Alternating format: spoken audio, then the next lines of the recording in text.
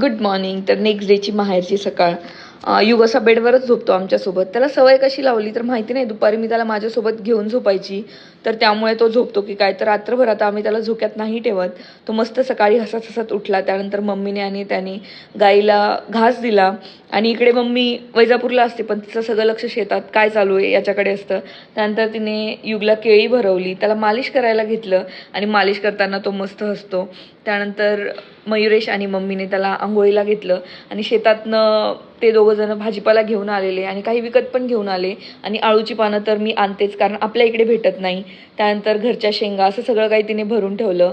आणि जेवणामध्ये मस्त बनवलं होतं भाकरी, मेथीची भाजी आणि माझ्या आवडीचा ठेचा. आम्ही जेवणं केली आणि परत पुण्याला यायला निघालो. निघताना एकच खंत वाटते की पप्पा नसतात, त्याच्यामुळे मला तिकडे तेवढं मन लागत नाही. आणि त्यांना बाय केलं आणि आम्ही पुण्याला यायला निघालो. भेटू नेक्स्ट व्हिडिओमध्ये. बाय.